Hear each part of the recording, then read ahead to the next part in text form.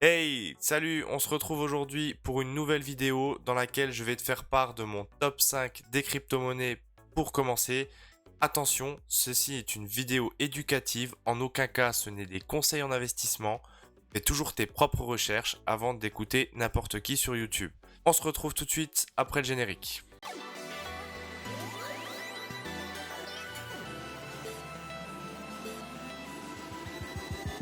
Et bienvenue sur la chaîne. Si tu débarques ici, c'est crypto, investissement, stratégie pour les débutants dans un premier temps. On montera tous en compétences au fil de l'eau. Aujourd'hui, je vais t'expliquer concrètement quelles sont mes 5 crypto-monnaies que je vais garder en fond de portefeuille et qui pour moi ont une certaine sécurité selon différents critères. Alors attention, mes critères ne seront pas les mêmes que les tiens en fonction de la stratégie et je trouve que ces cryptos en question s'adapteront à toutes les stratégies. Les critères principaux pour te les définir, ce top 5, ça va être le fondamental, des crypto-monnaies qui ont un potentiel d'évolution plus ou moins important et c'est des cryptos qui, à mon sens, peuvent durer dans le temps. Parce qu'on le verra, attention, certains altcoins n'arriveront pas à faire face au bear market, donc il faut être très prudent. Voilà. Alors, pour commencer, la première crypto de mon top 5 va être simplement, sans suspense, le Bitcoin. Parce que le Bitcoin, c'est avant tout la première crypto du marché et c'est le king. C'est la porte d'entrée évitable quand on investit dans la crypto. Ensuite, sans parler de cette première place, c'est également une crypto qui va te permettre d'avoir une stabilité sur ton portefeuille. Puis elle est volatile, mais par rapport aux altcoins, etc., elle va être quand même beaucoup moins volatile. Donc ça permettra d'asseoir un petit peu la stabilité du portefeuille et c'est toujours aussi important d'avoir une crypto-monnaie qui peut être là sur du long terme. Il y a beaucoup de crypto-monnaies, les altcoins, etc. Faut pas oublier qu'il y en a la moitié qui vont pas être là sur les prochains cycles parce qu'ils n'arriveront pas à traverser le bear market. Donc il faut bien choisir ces crypto-monnaies. Le Bitcoin, lui, il sera là dans 15, 20, 30, 50 ans. Pas de question à se poser là-dessus. Donc voilà pour ces 3-4 critères. Pourquoi j'ai choisi de mettre le BTC en numéro 1. Après, oui, c'est pas celle où tu vas faire encore pour l'instant sur du court terme, moyen terme, du x4, x5. Ensuite, la seconde crypto-monnaie pour moi à avoir dans son portefeuille, c'est l'Ethereum. Avant tout, qu'est-ce que c'est pour les tout débutants? Schéma rapide, c'est une blockchain d'infrastructure. Blockchain d'infrastructure, c'est crypto-monnaie dont l'utilité va permettre de faire un réseau sur lequel les autres sociétés vont pouvoir créer leurs applications, créer leurs projets et utiliser sur ce réseau-là. C'est comme un petit peu pour comparer Apple avec App Store. App Store, c'est une plateforme sur laquelle l'ensemble des développeurs vont créer des applications et les mettre en commercialisation. Là, c'est un petit peu pareil pour Ethereum.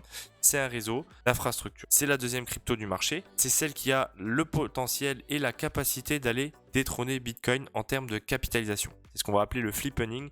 Ça, aujourd'hui, c'est quelque chose qui est hyper important de savoir, c'est que les institutionnels sont très intéressés aussi par l'Ethereum. C'est à mon sens la deuxième crypto. En termes de prix d'acquisition, il faudra bien voir au moment où vous investissez par rapport à où ça se situe, parce que oui, on a déjà fait une très grosse hausse. Et il y a encore la mise à jour Ethereum 2.0 qui devrait arriver cette année, qui est assez attendue. Pourquoi? Parce que pour l'instant, Ethereum, certes, c'est méga infrastructure, mais elle a son petit défaut, c'est pas hyper rapide et c'est hyper cher en termes de frais de transaction.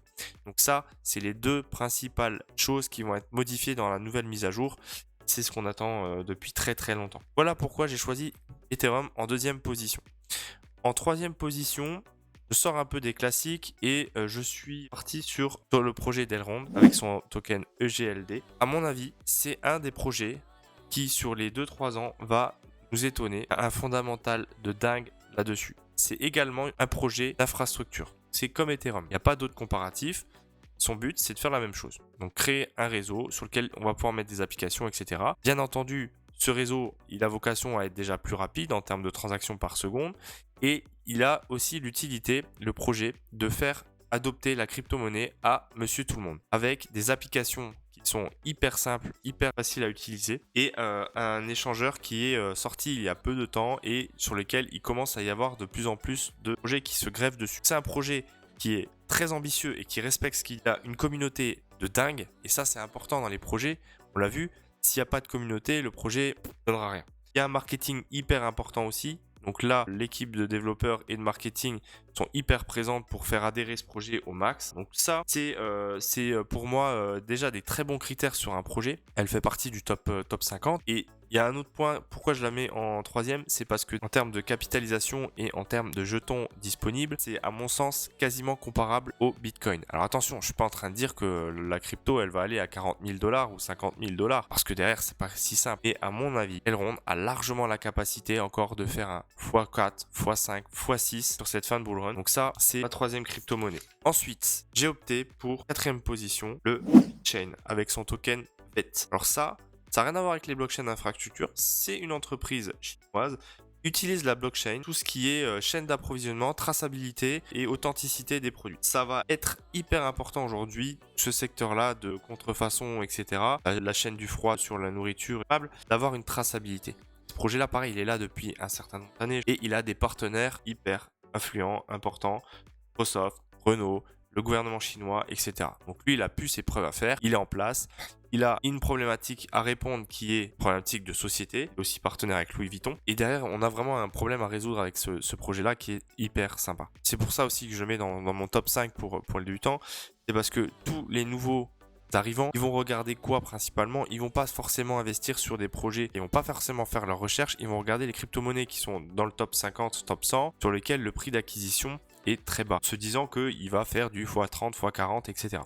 BitChain a un prix d'achat très bas, parce qu'il a aussi une énorme quantité de tokens en circulation, de jetons. Voilà, c'est sûr qu'un BitChain à 15-20 $, oubliez, mais on a encore une possibilité de monter, à mon sens, avant la fin du bull run, dans les 0,25 voire 0,50. Son point le plus haut, c'est dans les 0,25. Si on arrive déjà à faire un 0,25, c'est un x5. Donc on a une crypto qui est assez sympa, qui est solide, et qui aussi, à mon sens, va rester à travers les cycles. Attention, il y a son petit concurrent Orpheus Network qui répond aussi un peu au même domaine, mais voilà, le projet est plus récent et derrière, voilà, on a des partenaires qui sont déjà assez sympas avec VeChain. Pour finir, ma dernière crypto-monnaie, ça va être Enjin avec son token ENJ qui évolue dans le domaine du gaming. Alors, le gaming, pour moi, c'est une porte d'entrée hyper importante parce qu'aujourd'hui, il y a un marché de psychopathes et les gamers ont le profil pour intégrer cette crypto-monnaie. Donc, l'objectif rapidement pour Engine Coin, c'est simplement de permettre aux développeurs de créer des jeux, des applications sur le réseau de Engine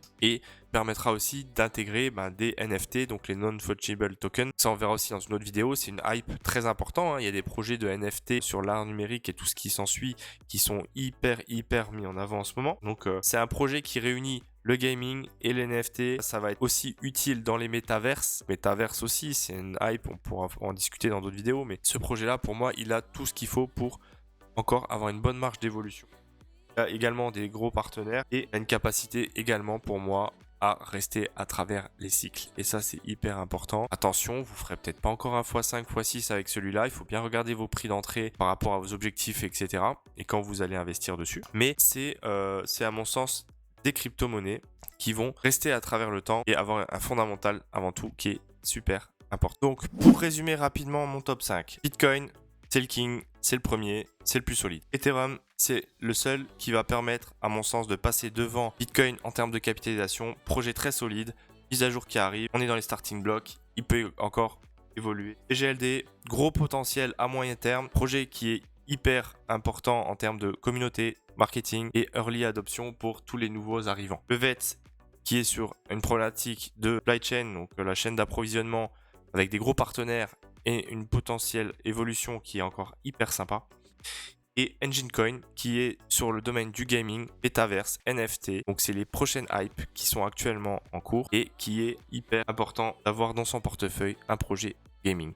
J'ai longtemps hésité avec UOS, mais il fallait en choisir un et Engine est plus disponible sur les plateformes. Voilà, j'espère que cette vidéo te sera utile. Si toi aussi tu as un top 5 à me faire partager, n'hésite pas à le mettre dans les commentaires. Et surtout, n'oublie pas, n'achète pas bêtement, fais tes recherches. Je suis pas allé dans le détail de chaque crypto-monnaie, c'était pas l'objet aujourd'hui. Si tu sais pas, je t'invite à regarder dans une de mes vidéos quelle crypto-monnaie acheter pour savoir un petit peu les premières infos à chercher. Et puis voilà, on se retrouve sur une prochaine vidéo. À bientôt!